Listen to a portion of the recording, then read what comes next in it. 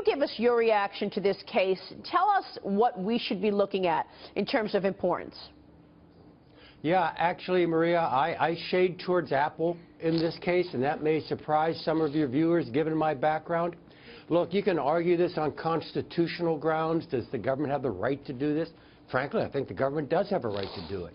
You can do balancing privacy and security. Dead men don't have a right to privacy. I don't use those lenses. My lens is the security lens. And frankly, I think it's a close but clear call that Apple's right on just raw security grounds, Maria.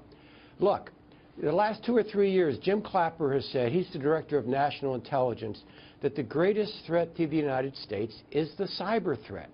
And I think Apple is technologically correct when they say doing what the FBI wants them to do in this case will make their technology, their encryption, overall weaker than it would otherwise be. So I get why the FBI wants to get into the phone, but we make trade-offs like this all the time. And this may be a case where we've got to give up some things in law enforcement and even counterterrorism in order to preserve this aspect, our cybersecurity. Wow, what an amazing dilemma and place that we find ourselves. Yes.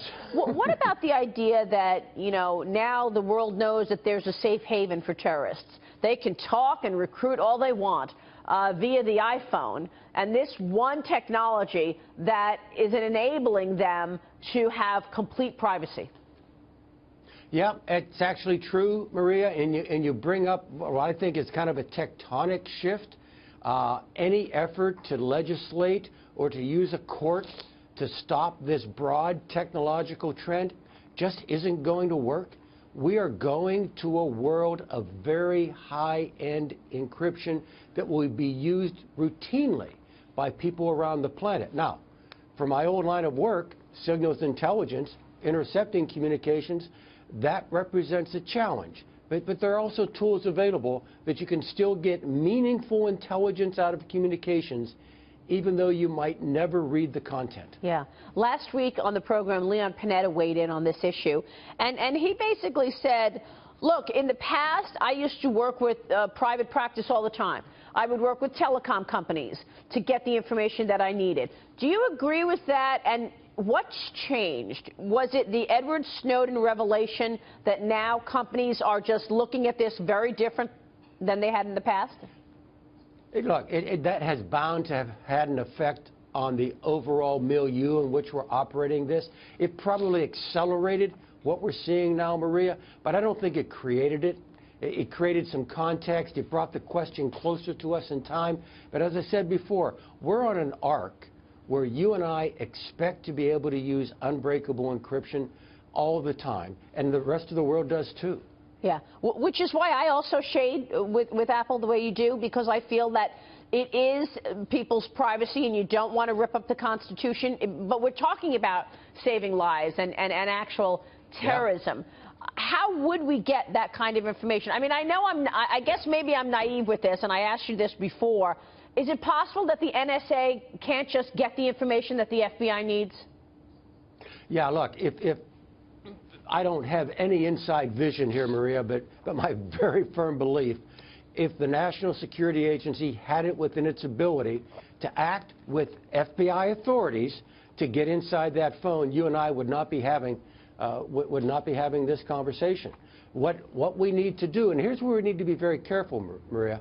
If we legislate against this, if we do this in the United States, a second and third order effect will be to drive the world's best encryption offshore. And you know, Apple's actually been somewhat cooperative in this case. Apple has given the government everything that it had to give. It's just not going to bust the encryption to get into this particular machine. Yeah. You realize if we drive encryption offshore, all that other stuff, which I call your and my digital exhaust, that digital exhaust won't be available to U.S. law enforcement if the world's using Danish or Swiss phones. Yeah, that's really a great point and an important one to make. California Congressman Darrell Issa weighed in on this Sunday when he joined me on Sunday Morning Futures on the Fox News channel. Listen to his take on this. The director made it clear that he won't say he wants a back door, but what he wants is a piece of software that will open hundreds of phones very quickly. And when he was questioned about, have you tried, have you asked for the source code, have you done the things that would allow you to crack this phone, he either didn't know or said no repeatedly.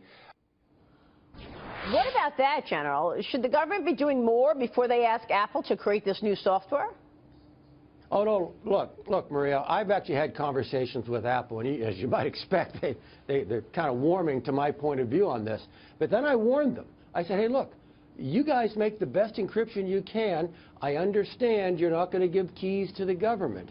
On the other hand, I said, if I were still in NSA after my conversation with you, I would hang up the phone call with you, pick up my red switch, and call the National Security Advisor and the chairman of the intelligence committees and say, hey, I need more money. I've got to aggressively develop machines that allow me to break that code, not insisting that Apple break it for me. Yeah. Look, that's what intelligence services do around the world. So I expect them to do that. Everyone's asking Congress to get involved. Do you think we're going to see legislation? Well, I think the first thing we need, Maria, is thinking. And so I don't want Congress to rush into this. I really don't. And I understand the dynamics of this particular case, and people want resolution. But this is a big deal. Maria, we were doing this last week with Ray Kelly, remember? Right. And both Ray and I said, don't rush into this. You've got second, third, and fourth order effects that all sides may regret if we make the wrong decision. Right, you're absolutely right. You and Ray joining me on the Sunday show. Let me ask you about news of the day. Switch gears for a moment, General, because of course we know this morning North Korea is threatening a nuclear attack on the United States and South Korea. What's your take on that? Should we be worried? No, I wouldn't hyperventilate about it. Look, it's a very dangerous situation. He is a very unstable leader. But I think I would put this in the category of aspirational rhetoric on the part of the North. Not that he's not dangerous, Maria, and frankly, I would not at all be surprised to wake up some morning soon and to see that he's actually conducted a serious provocation, but I think it's far more likely that it's on or near the Korean Peninsula. Now that, Maria, is not trivial, and that's going to force us to decide how do we respond. And let me give you a personal view. We have taught this puppy that it's okay to spoil the carpet over decades. He does things, we don't respond, and he feels as if he can do things again. It may be time that he actually gets punished for some really egregious behavior. Yeah, it's great analysis and a scary warning there.